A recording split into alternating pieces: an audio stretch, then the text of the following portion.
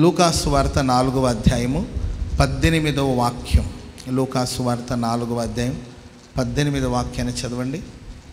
ప్రభు ఆత్మ నా మీద ఉన్నది, ప్రభు ఆత్మ నా మీద ఉన్నది, పేదవాళ్ళకి సువార్త ప్రకటించడానికి ఆయన నన్ను అభిషేకించెను, చెరలోనున్న వారికి విడుదలను, గ్రుడ్డి వారికి చూపును కలుగునని ప్రకటించుటకు, నలిగిన వాని విడిపించుటకును, ప్రభువు హితవత్సరం ప్రకటించడానికి ఆయన నన్ను పంపి ఉన్నాడు అని వ్రాయబడిన చోటు ఆయనకు దొరికెను.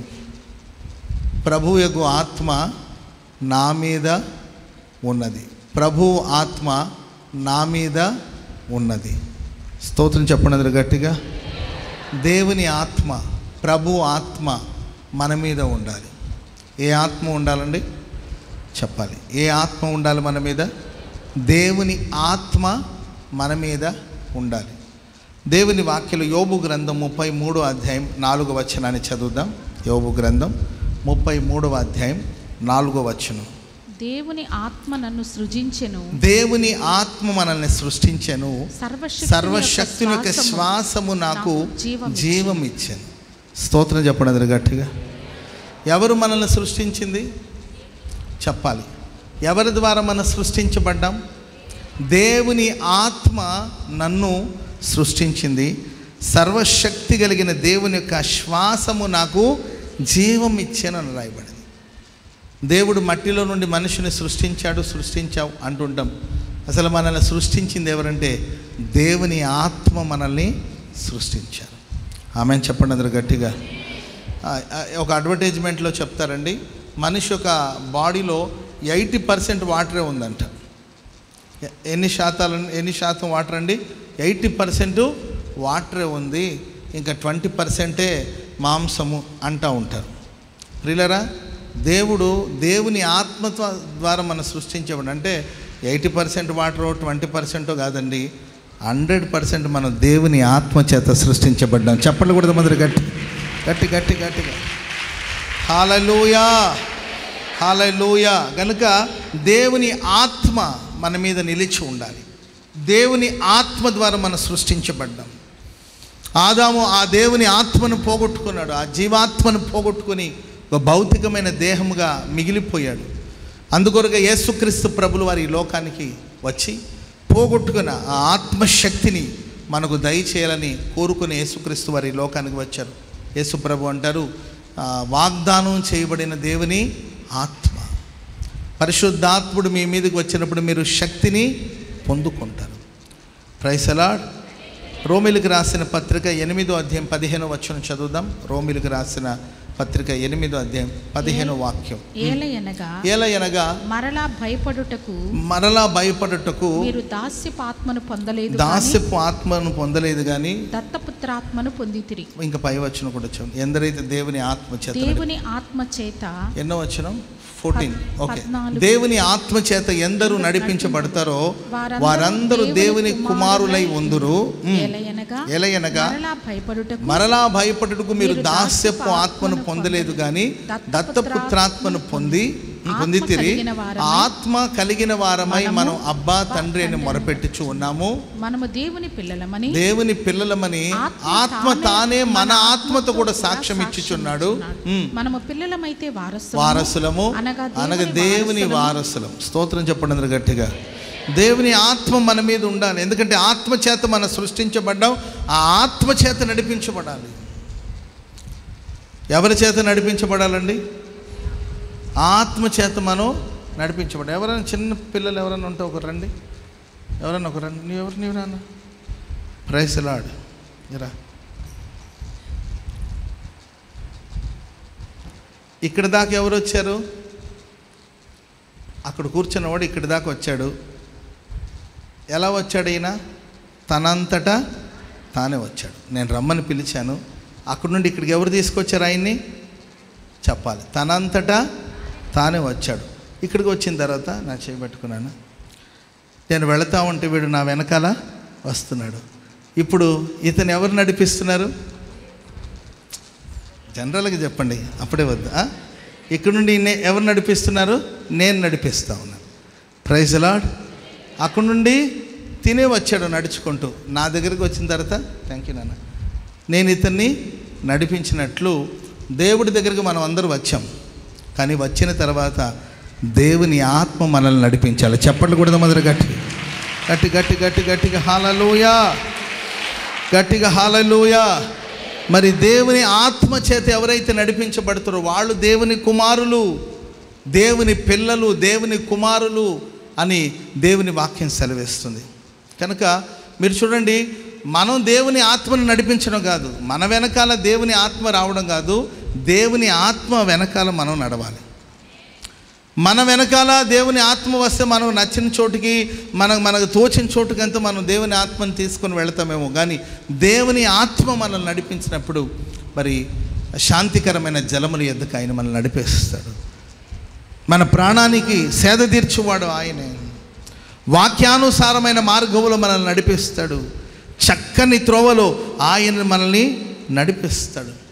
కనుక ప్రేమైన వారలారా, మన మీద దేవుని ఆత్మ నిలిచి ఉండాలి. ఆ ఆత్మ చేత మనం నడిపించబడాలి.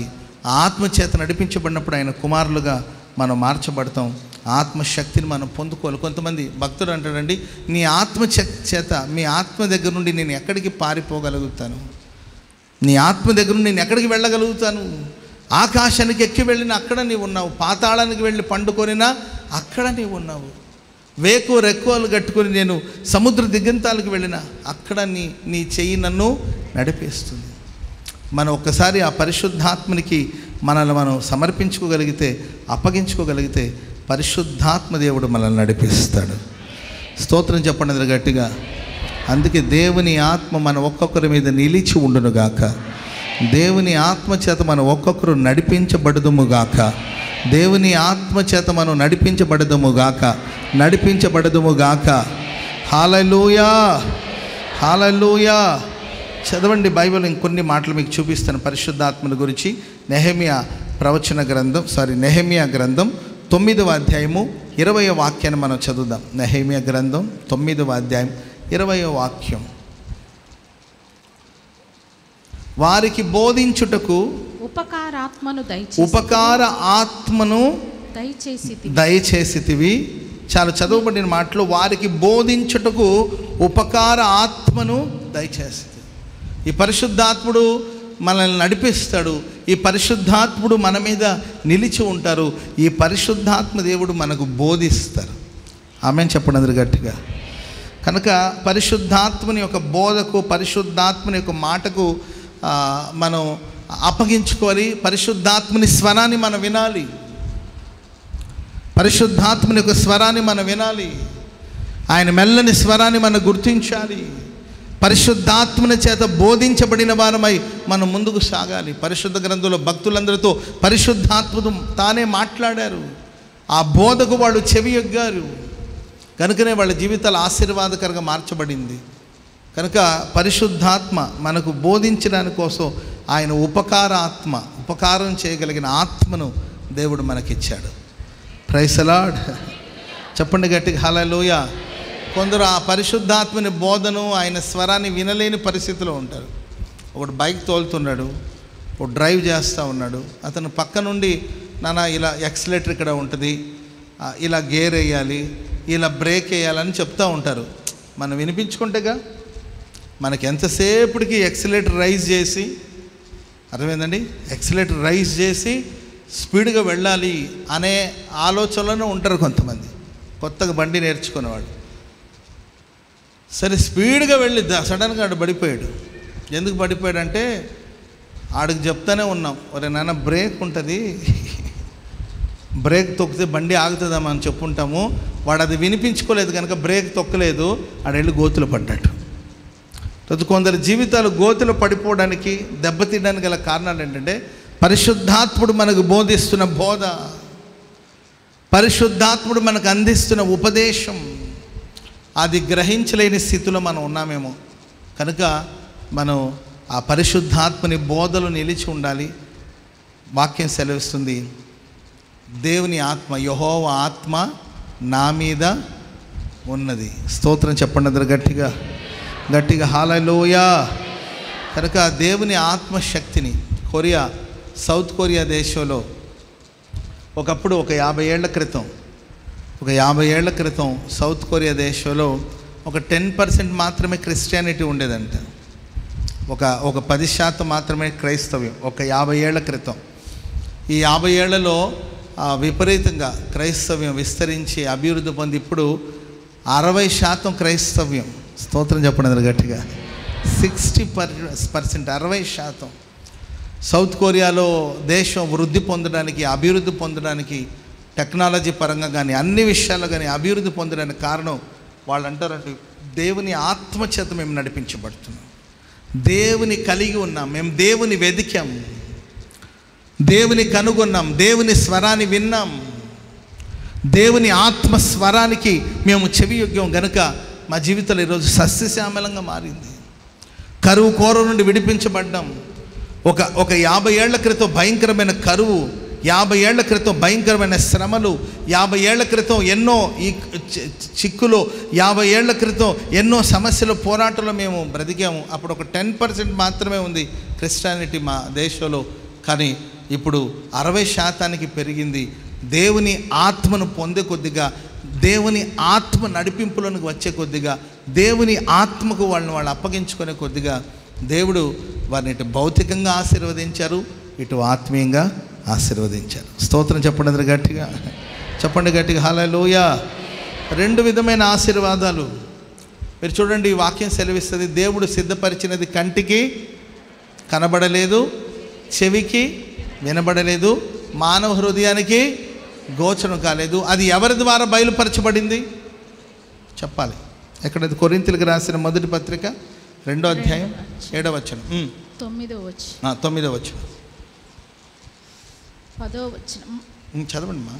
ఇందును గురించి దేవుడు తన్ను ప్రేమించు వారి కొరకు ఏమి సిద్ధపరిచాడో కంటికి కనబడలేదు, చెవికి వినబడలేదు, మనుష్య హృదయానికి గోచరం కాలేదు అని వ్రాయబడి ఉన్నది. మనకైతే దేవుని వాటిని తన ఆత్మ వలన బయలుపరుస్తాడు. స్తోత్రం చెప్పండి అందరూ గట్టిగా. దేవుడు మన కొరకు సిద్ధపరిచిన ఆశీర్వాదం అటు భౌతికంగా కానీ ఇటు ఆత్మీయంగా కానీ. కొంతమంది కేవలం పరలోకాన్ని మాత్రమే పట్టుకుంటారు, ఇంకొంతమంది భూలోకాన్ని మాత్రమే పట్టుకుంటారు. కొంతమంది ఓన్లీ పరలోకం రక్షణ పొందాలి, మారుమనసు పొందాలి, బాప్తిజం పొందాలి, పరలోకానికి వెళ్ళాలి. కూర్చున్న పరలోకానికి వెళ్ళాలి, లేచిన పరలోకానికి వెళ్ళాలి. కూర్చున్న సియోను, నిలబడిన యెరూషలేము. మంచిదే, తప్ప నేను అన్నట్ల. వాళ్ళకి ఎంతసేపటికి తిండి లేకపోయినా పర్వాలేదు, కరువు అయినా పర్వాలేదు, శ్రమలైనా పర్వాలేదు, ఎంతసేపటికి పరలోకాన్ని పట్టుకోవాలని కొంతమంది అదే ఆలోచనలో ఉంటారు. ఇంకొంతమంది ఏమో భూలోకపు విషయాల గురించే వాళ్ళు ప్రయాసపడుతుంటారు. భౌతికమైన వాటిని సంపాదించాలి, ఆశని సంపాదించాలి. చదువు కోసం ప్రార్థన చేయండి, హెల్త్ కోసం ప్రార్థన చేయండి, లేకపోతే ఇల్లు కట్టాలి ప్రార్థన చేయండి, పిల్లల చదువు కోసం ప్రార్థన చేయండి, జాబ్స్ రావాలి ప్రార్థన చేయండి అని భూలోకమైన వాటినే పట్టుకుంటుంటారు. ప్రియులారా, ఓన్లీ పరలోకాన్ని పట్టుకుంటాను అనడం కూడా అది పరిపూర్ణత కాదు. కేవలం నేను భూలోకాన్ని పట్టుకుంటాను అనేది కూడా సరి అనేది కాదండి. ఇటు భూలోకపు ఆశీర్వాదాలు, పరలోకపు ఆశీర్వాదాలు, ఈ రెండిటికి మనం హక్కుదారులుగా మారాలి. చెప్పండి కూడా మందరు గట్టిగా హల్లెలూయా. మరి దేవుడు మన కోసం సిద్ధపరిచిన ఈవులు, సిద్ధపరిచిన ఆశీర్వాదాలు, అది పరలోకంలో కానీ అది భూలోకంలో కానీ సిద్ధపరిచిన ఎన్నో శ్రేష్టమైన కార్యాలు ఈ భౌతికమైన నేత్రాలకి అర్థం కాదు, కంటికి కనబడదు. ఆల్రెడీ ఉన్నాయి, అవి మనకు కనబడట్లా, చెవికి వినబడట్లేదు. దేవుడు సిద్ధపరిచింది ఈ మానవ మాత్రపు వాడైన మనుష్య హృదయానికి గోచరం కావట్లేదు. సిద్ధపరిచింది మనకు కనబడట్లేదు కనుకనే కలవరాలు, వినబట్లేదు కాబట్టి కలవరాలు, అర్థం కావట్లేదు కాబట్టి కలవరాలు. ఎంత భక్తి చేసినా ఇంతేనా? ఎంత ప్రయాసపడినా ఇంతేనా? ఎంత సేవ చేసినా ఇంతేనా అని మనం ఎందుకు కృంగిపోతాము, ఎందుకు కలవరపడతాము, ఎందుకు అధైర్యపడతాము అంటే ఆ సిద్ధపరిచిన ఆశీర్వాదం మనకు కనబడినప్పుడు. పొద కింద పడి వాడు ఏడుస్తున్నాడు, ఇల్లంత దూరంలో ఈ తల్లి ఏడుస్తుంది, పిల్లవాడిని చావు నేను చూడలేనని ఈమె ఏడుస్తుంది, వాడు ఆ పొదలు పడి అక్కడి నుండి మూలుగుతున్నాడు. దేవుడు సిద్ధపరిచిన ఆ నీటి ఊట అక్కడే ఉంది, వాళ్ళ కోసం సిద్ధపరిచిన నీటి ఊట ఉన్నప్పటికీ గ్రహించలేని స్థితిలో, తన కంటికి కనబడలేదు, తన హృదయానికి గోచరం కాలేదు. నన్ను చూస్తున్న దేవుడు నా కోసం కావలసిన వాటిని సిద్ధపరచడనే సంగతి తెలియలేదు కనుక ఆమె కలవరపడిందండి. ఎప్పుడైతే ఆమె కన్నులు తెరవబడిందో అప్పుడు నీటి ఊటను చూసింది. అప్పుడు ఆమె దుఃఖం సంతోషంగా మారింది. స్తోత్రం చెప్పండి అందరు గట్టిగా గట్టిగా హల్లెలూయా. ప్రభు మన కొరకు సిద్ధపరిచింది ఎవరి ద్వారా బయలుపరచబడుతుందంటే దేవుని ఆత్మ నీ మీద ఉన్నప్పుడు, పరిశుద్ధాత్మల చేత నీవు నడిపించబడుతున్నప్పుడు, ఆత్మ చేత సృష్టించబడిన మనం పరిశుద్ధాత్మ శక్తిని పొందుకొని పరిశుద్ధాత్మని ద్వారా మనం నడిపించబడుతున్నప్పుడు సమస్తాన్ని దేవుడు తేటగా బయలుపరుస్తాడు. అప్పుడు మన జీవితంలో కలవరం ఉండదు, అప్పుడు భయం ఉండదు. ఎలీషా చుట్టూ ఉన్న అగ్ని పర్వతాలు, అగ్నిరాధాలు, అగ్ని గుర్రాలు అతనికి పనివాడికి కనిపించలేదు కనుక ఏలినవాడా మేము నశించిపోతాము అని కలవరపడ్డాడు. ఎప్పుడైతే అతని కన్నులు తెరవబడిందో, ఎప్పుడైతే ఎలీషా చుట్టూ ఉన్న పర్వతాలు కానీ అగ్నిరథాలు, అగ్ని గుర్రాలను చూడగలిగాడో అప్పుడు అతనిలో ఉన్న భయం తొలగిపోయాయి. కాబట్టి మన జీవితాల్లో దేవుడు మన కోసం ఎన్నెన్నో శ్రేష్టమైన, అది ఆశీర్వాదాలు కావచ్చు, ఆయన కాపుదల కావచ్చు, ఆయన సంరక్షణ కావచ్చు, మన కోసం కానీ మన పిల్లల గురించి కానీ ఆయన సిద్ధపరిచిన ఎన్ని మనం తెలుసుకోవాలంటే, అది స్పష్టంగా తెలుసుకోవాలంటే పరిశుద్ధాత్ముడు మనకు బోధించాలి, పరిశుద్ధాత్ముడు మనకు బయలుపరచాలి. ప్రభు సమస్తాన్ని మనకు బయలుపరుస్తాడు. ఆమేన్. మరి ఆయన స్వరాన్ని నీ వినాలి. ఆయన స్వరాన్ని వినగలిగితే, ఆ ఉపకార ఆత్మను నీవు పొందగలిగితే ఆ పరిశుద్ధాత్ముడు మనకు సమస్తాన్ని స్పష్టంగా బయలుపరుస్తాడు. అప్పుడు పరలోకాన్ని పట్టుకుంటాము, భూలోకాన్ని పట్టుకుంటాం. పరలోకపు ఆశీర్వాదం మన సొంతం అవుతుంది, భూలోకపు ఆశీర్వాదం మన సొంతం అవుతుంది. Praise the Lord. చెప్పండి గట్టిగా హల్లెలూయా, హల్లెలూయా. ఇంకా పరిశుద్ధాత్ముడు చేసే కార్యాలు యోవేలు ప్రవచన గ్రంథం 2:29 తరువాత నేను సర్వజనుల మీద నా ఆత్మను కుమ్మరింతును. ఓకే. మీ కుమారులు మీ కుమార్తెలను ప్రవచనములు చెప్పుదురు. సర్వ శరీరుల మీద నా ఆత్మను కుమ్మరిస్తాను. అప్పుడు మీ కుమారులు మీ కుమార్తెలు ప్రవచనలు చెప్పుదురు. మీ ముసలివారు కలలు కందరు, మీ యవ్వనులు దర్శనం. అంత్య దినములో సర్వ శరీరుల మీద నా ఆత్మను కుమ్మరిస్తాను. స్తోత్రం చెప్పండి అందరు గట్టిగా. ఈ పరిశుద్ధాత్మ కుమ్మరింపు ఎప్పుడైతే మనకు కలుగుతుందో వెలుపట పరాక్రమమైన కార్యాలు జరుగుతుంది, లోపల మనం పరిశుద్ధపరచబడతాం. ఆమెను చెప్పండి అందరు గట్టిగా. వెలుపల పరాక్రమమైన కార్యము, లోపట మనల్ని పరిశుద్ధాత్ముడు పరిశుద్ధపరుస్తాడు. మన అంతరంగాన్ని ఆయన పరిశుద్ధపరుస్తాడు, వెలుపట మన ద్వారా పరాక్రమమైన కార్యాలు ప్రభు చేస్తాడు. ఆమె శాంసన్ మీదకి దేవుని ఆత్మ కుమ్మరించబడినప్పుడు, శాంసన్ మీద దేవుని ఆత్మ బలముగా దిగి వచ్చినప్పుడు 300 నక్కలను ఒకసారి పట్టేసుకున్నాడు. స్తోత్రం చెప్పండి అది గట్టిగా. ఒక నక్కను పట్టుకోవడమే కష్టం. జిత్తులు మారి నక్కలు ఉంటాయి, కొన్ని ఉంటాయి. ఏ నక్కలండి?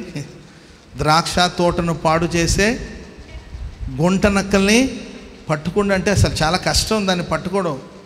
నక్కల్ని పట్టుకోవాలని మనం ట్రై చేస్తే అంట అది మట్టి తీసుకొని కళ్ళలో కొట్టి పారిపోతుందంట. జిత్తులు మారి నక్కలు. మనం దాన్ని ఒక్క నక్కను పట్టుకోవాలంటేనే దాని దగ్గరికి వెళ్తే మట్టి తీసి మన కళ్ళలు కొట్టి తప్పించుకొని వెళతాయంట. జిత్తులు మారి నక్కలు, గుంట నక్కలు ద్రాక్ష తోటను పాడు చేస్తాయి, సంఘాన్ని పాడు చేసే నక్కలు. ప్రేమైన వారారా, మరి ఒక నక్కను పట్టుకోవడమే అంత కష్టమైతే 300 నక్కల్ని ఒక్క రాత్రి ఒక్కరోజు పట్టుకోగలిగాడంటే ఎన్నో పరాక్రమమైన కార్యాలు. దేవుని ఆత్మ మన మీద కుమ్మరించబడినప్పుడు పరాక్రమమైన కార్యాలు మన ద్వారా ప్రభు జరిగిస్తాడు. చప్పట్లు కూడా దేవునికి స్తోత్రం చెప్పడం గట్టిగా హల్లెలూయా.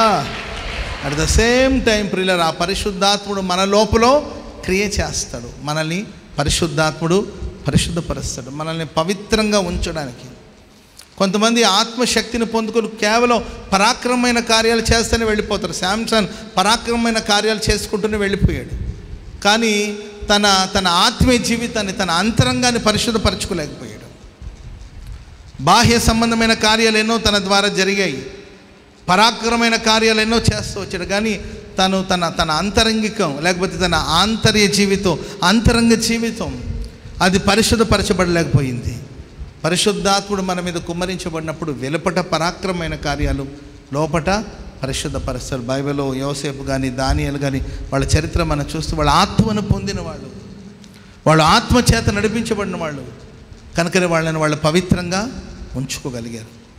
కాబట్టి మీరు చూడండి, పరిశుద్ధాత్మను పొందిన వాడికి భౌతికంగా పెద్ద దేహం లేకపోయినా, ఆకారంలో చిన్న మనిషిగా ఉన్నా కూడా అతనికి శోధనలు వచ్చినప్పుడు, ఆపదలు వచ్చినప్పుడు, లేకపోతే శరీర సంబంధమైన క్రియలు అతనికి వచ్చినప్పుడు అతన్ని జయించే శక్తి అతనిలో ఉంటుంది. ఆమెన్ చెప్పండి అందరు గట్టిగా. కొంతమంది సాధారణమైన స్థితి, బలమైన దేహం ఏం కాదు, కండలు తిరిగి 6 అడుగులు ఆజానుభావుడు, పొట్ట మీద 6 గీతలు, అర్థమైందండి.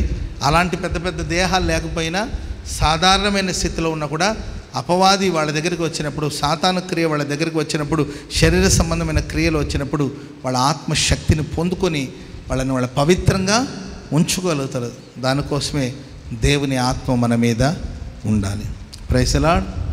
ఇంకా బైబిల్ సెలవిస్తుంది, మన బలహీనతను బట్టి, మన బలహీనతలు ఎరిగిన పరిశుద్ధాత్మ దేవుడు ఉచ్చరింప శక్యము కాని మూలుగులతో ఆ ఆత్మ తానే మన పక్షమై విజ్ఞాపన చేస్తాం. ఆ పరిశుద్ధాత్మని సహాయం మనం పొందుకోగలిగితే ఉచ్చరింప శక్యము కాని మూలుగులతో ఆత్మ తానే మన పక్షమై ప్రార్థన చేస్తాడు. గోజాడి లేకపోతే మూలుగులతో కూడిన ప్రార్థన. మూలుగు, కొంతమంది ప్రార్థన చేస్తుంటే మూలుగు వినబడుతుంది. కొంతమంది ప్రార్థన చేస్తే ఏంటి కంఠత్వ వాక్యాలు అప్పచెప్పినట్టు ఉంటుంది. అదేండి ఏదో లెసన్ చెప్పినట్టు ఉంటుంది. కొంతమంది ప్రార్థన చేస్తుంటే అది ఉచ్చరింప శక్యము కానీ మూలుగు ప్రార్థన చేస్తూనే ఉంటారు. నిద్రలో కూడా ప్రార్థన చేస్తుంటారు కొంత. ఆ పరిశుద్ధాత్ముడు తానే ఉచ్చరింపు, కొన్ని బలహీనతలు కొన్ని బలహీనతలు ఉంటాయి. వాటి గురించి పరిశుద్ధాత్ముడు మనకు సహాయం చేస్తాడు. ఉచ్చరింప శక్యము కానీ మూలుగులతో ఆత్మ తానే మన పక్షమై విజ్ఞాపన చేస్తాడు. కనుక మనం అందరి మీద ఎవరు ఉండాలంటే పరిశుద్ధాత్ముడు. దేవుని ఆత్మ నా మీద ఉన్నది. స్తోత్రం చెప్పండి గట్టిగా హల్లెలూయా. ఆ దేవుని ఆత్మ మనల్ని బోధిస్తుంది. ఆత్మ మనకు బోధ చేస్తుంది, బోధించే ఆత్మ. అండ్ ఆ ఆత్మ మనల్ని నడిపించే ఆత్మ మనల్ని పరిశుద్ధపరుస్తుంది. మన ద్వారా పరాక్రమమైన కార్యాలు చేయగలిగిన దేవుని ఆత్మ, మన కోసం ప్రార్థించే ఆత్మ. కనుక దేవుని ఆత్మ మన మీద నిలిచి ఉండాలి. ఇంకొకటి 2 మాటలు చెప్తాను, ఆ తర్వాత మనం ప్రార్థన చేసుకుందాం. 2 మాట చదవండి. కీర్తనల గ్రంథం 13వ అధ్యాయం. మన మీద దేవుని ఆత్మే కాకుండా ఇంకేమేమి నిలిచి ఉండాలనేది కూడా మనం ధ్యానం చేసుకుందాం. కీర్తనల గ్రంథం 13వ కీర్తన 3వ వచనం. యెహోవా నా దేవా, నా మీద దృష్టి ఉంచి నాకు ఉత్తరం ఇవ్వు. నా మీద దృష్టి ఉంచి, ఒకటి నా మీద ఆత్మ ఉండాలి, రెండవదిగా నా మీద నీ దృష్టి ఉండాలి. నీ దృష్టి ఉంచి నాకు ఉత్తరం ఇమ్ము. నేను మరణ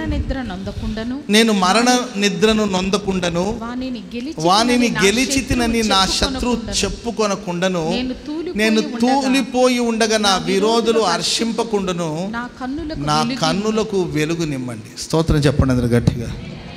దేవా, నా మీద దృష్టి ఉంచి నాకు ఉత్తరం ఇవ్వండి. నా మీద దృష్టి ఉంచి నాకు ఉత్తరం ఇవ్వండి. నా శత్రులు అతిశయించకుండా, శత్రువులు అతని మీద నేను గెలిచానని వాళ్ళు అతిశయపడుకున్నట్లు, దేవ నా మీద దృష్టి ఉంచి నాకు ఉత్తరం ఇవ్వమని ప్రార్థన చేస్తున్నాడు. ప్రియులారా, ఒకటి దేవుని ఆత్మ మన మీద నిలిచి ఉండాలి, రెండోదిగా ఆయన కనుదృష్టి మన మీద ఉండాలి. ఆమెను చెప్పండి గట్టిగా. ఆయన దృష్టి, ఆయన మనస్సు మన మీద ఉండాలి. అది కొండలు లోయలు కలిగిన దేశము, అది దేవుడు సంవత్సరాది మొదలుకొని సంవత్సరాంతం వరకు ఆయన దృష్టి ఎల్లప్పుడూ ఆ దేశం మీద ఉంటుందంట. అది ఆకాశపు వర్ష జలమును త్రాగును అని కనాను దేశాన్ని గురించి వ్రాయబడి ఉంది. దేవుని దృష్టి ఎల్లప్పుడూ మన మీద ఉండాలి. దేవా, నీ దృష్టి నా మీద ఉంచండి, నీ చూపు నా మీద ఉంచండి. అప్పుడు నా ప్రార్థన ఆలకించబడుతుంది, నా ప్రార్థన అంగీకరించబడుతుంది. శత్రువులు, ఇంకోసారి చదవండి మా శత్రువుల మాట. శత్రువుల ఆలోచనలు ఉంటాయి, చదవండి. నేను మరణ నిద్ర నొందకుండను, నేను మరణ నిద్ర నొందకుండను, వానిని గెలిచితినని నా శత్రువు చెప్పుకొనకుండను. వానిని గెలిచితినని, మనల్ని గెలవాలని సాతానుగాడు ట్రై చేస్తూ ఉంటాడు. మన శత్రువు మనల్ని గెలవాలి, మనల్ని ఓడించాలి, మనల్ని ఓటమి పాలు చేయాలని ఆ శత్రువు పోరాడుతూ ఉంటాడండి. మనం కానీ తూలిపోయామనుకోండి, మనం కానీ పడిపోయామనుకోండి, శత్రువు అతిశయిస్తూ ఉంటాడు. అందుకే భక్తుడు అంటే, నా శత్రువా నీవు అతిశయపడొద్దు, నేను చీకట్లో ఉన్నాను, నా దేవుడని యెహోవా నాకు వెలుగుగా ఉన్నాడు. చప్పట్లు కూడా వదిలి గట్టిగా గట్టిగా. వీడెప్పుడు పడతాడో, వీడెప్పుడు నష్టపోతాడో, ఎప్పుడు మోసపోతాడో, వీడెప్పుడు తూలిపోతాడని శత్రులు ఎదురు చూస్తూ ఉంటారు. నీతిమంతుడు 7 మార్లు పడిన తిరిగి లేస్తాడు. ఆమెను చెప్పండి గట్టిగా.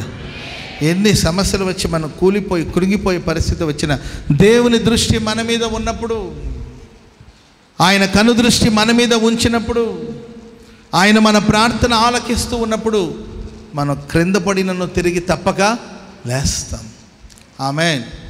అందుకే దేవుని ఆత్మ మన మీద ఉండాలని కోరుకోవాలి. రెండవదిగా దేవుని యొక్క దృష్టి మన మీద ఉండాలని కోరుకోవాలి. మూడో మాట కూడా చెప్తాను. కొరింథీయులకు రాసిన మొదటి పత్రిక 9వ అధ్యాయం 16వ వచనం. ఫాస్ట్గా చదవండి.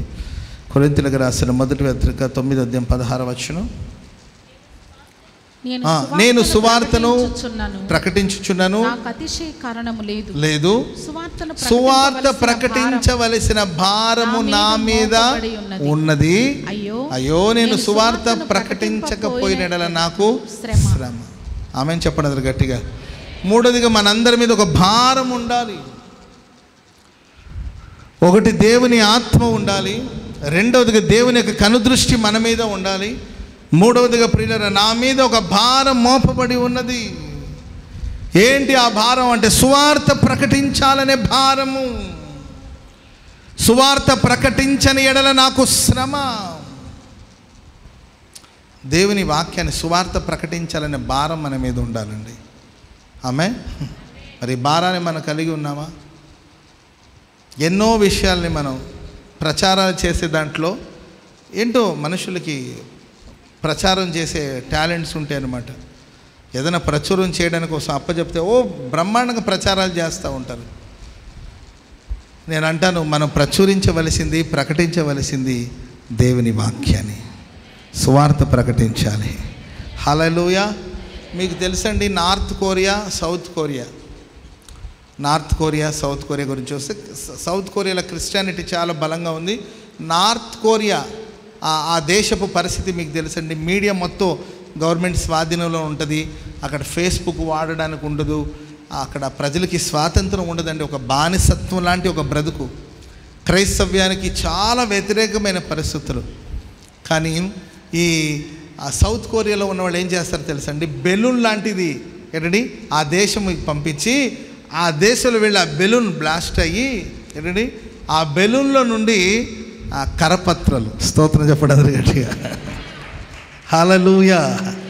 ఎలాగైనా వాళ్ళకి సువార్త చెప్పాలి, ఎలాగైనా దేవుని వాక్యం వాళ్ళ దగ్గర తీసుకెళ్ళాలని బెలూన్ లాంటిది ఈ కొరియా దేశంలోని, ఈ సౌత్ కొరియాలో ఉన్న వాళ్ళు నార్త్ కొరియాకి సువార్త ఎలా ప్రకటిస్తారంటే, వెళ్ళడానికి లేదు, అక్కడ చాలా సమస్యలు ఉన్నాయి, కానీ ఎలాగైనా వాళ్ళకి దేవుని వాక్యాన్ని అందించాలని చెప్పి పెద్ద పెద్ద బెలూన్ లాంటిది గాల్లో పంపించి, అది అక్కడ పగిలిపోయి అక్కడ నుండి దేవుని వాక్యం కరపత్రాలని వాళ్ళకి పంపించి, అక్కడ వాళ్ళు దాన్ని చదివి దేవుని ఆరాధించేటట్లు ఏదో ప్రయత్నం.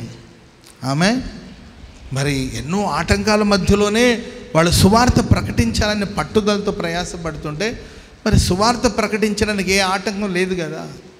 ప్రపంచం సంగతి పక్కన పెట్టి కనీసం నీ కుటుంబ సభ్యులకి, నీ ఫ్రెండ్ సర్కిల్లో మత ప్రచారం గురించి నేను చెప్పట్లేదండి. మతం గురించి ప్రభు ఎక్కడ మాట్లాడలేదు. మతాన్ని మార్చుకోమని ప్రభు చెప్పలేదు. క్రైస్తవ్యం అనేది మతం కాదు, ఇది ఒక మార్గం. యేసుక్రీస్తుని గురించి మనం ప్రకటించాలి.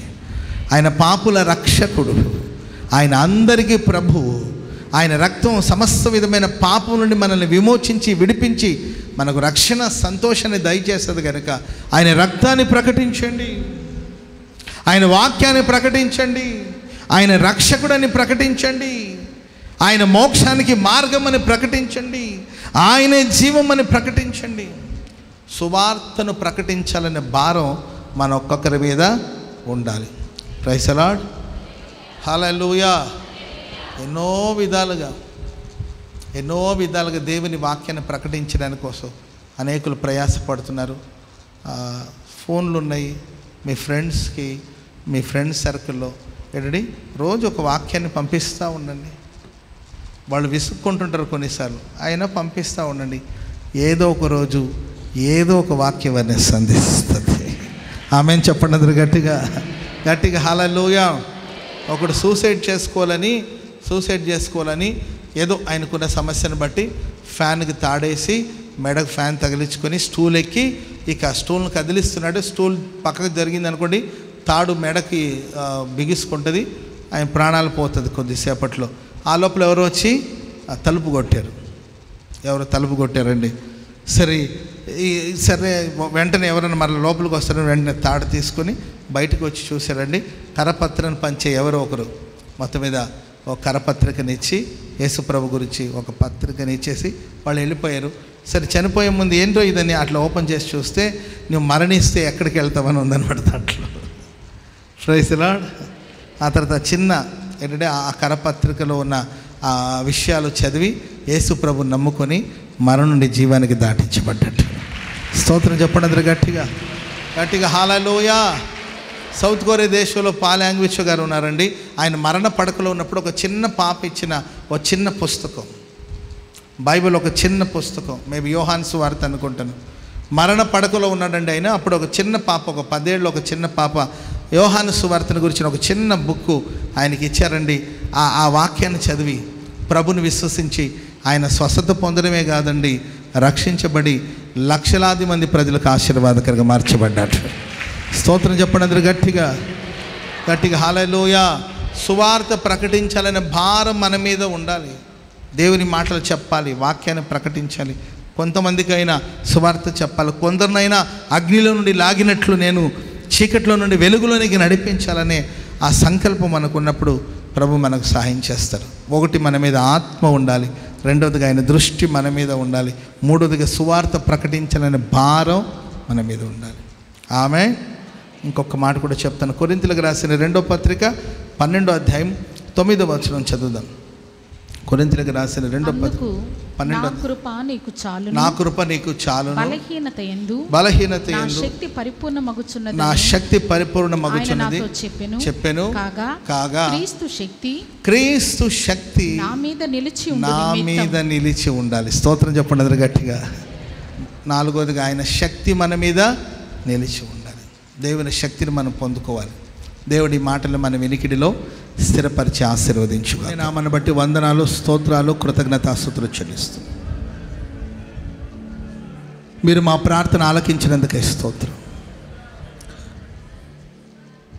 మహిమగా మీరు మా మధ్యలోనికి దిగి వచ్చినందుకే స్తోత్రాలు ప్రభువా. ఈ రాత్రి మా మధ్యలో మీరు సంచరించినందుకే వందనాలు. మీరు అందించిన మీ మాటలన్నిటిని బట్టి మీకు కృతజ్ఞతాస్తుతులు చెల్లిస్తున్నాను. మీ ఆత్మ మా మీద నిలిచి ఉండాలని ప్రభా, మీరు మాట్లాడిన మాటలను బట్టి మీకు స్తోత్రాలు. మీ దృష్టి మా మీద ఉండాలని, సువార్తను గురించిన భారం మా మీద ఉండాలని, మీ శక్తి మా మీద ఉండాలని మీరు సెలవిచ్చినందుకే స్తోత్రం. ఆ మాటలన్నిటిని మా హృదయాల్లో స్థిరపరచండి. మీకోసం మేము ఫలించినట్లు సహాయం చేయండి స్వామి. కూడి వచ్చిన ఒక్కొక్కరిని మీ చేతిలో సమర్పిస్తున్నాం. జ్ఞాపకం చేసుకోండి. బలహీనుల్ని బలవంతులుగా మార్చండి. కృంగిన వారిని లేవనెత్తండి. వ్యాధిగ్రస్తుల్ని స్వస్థపరచండి. సమాధానం లేని వారికి సమాధానం ఇవ్వండి. ఆదరణ లేని వాళ్ళకి ఆదరణ దయచండి. నీ వాక్యాలు ఒక్కొక్కరు బలవంతులుగా మార్చబడాలి ప్రభు. కార్యాలు చేయమని వేడుకుంటున్నాం. కూడికి ఆరంభించినప్పటి నుండి ఇప్పటి వరకు మీరు మా మధ్యలో ఉండి చేసిన కార్యాల కొరకు వందనాలు, స్తోత్రాలు. సమస్త నీ నామ ఘనత కోసం, నీ కీర్తి కోసం నడిపించమని వేడుకుంటూ ఈ రాత్రి ఈ కూడికి ద్వారా మీరు మహిమ పొందినందుకే స్తోత్రం. లైవ్ ద్వారా కార్యక్రమాన్ని వీక్షించిన వాళ్ళందరూ కూడా మీ చేతిలో సమర్పిస్తున్నాం.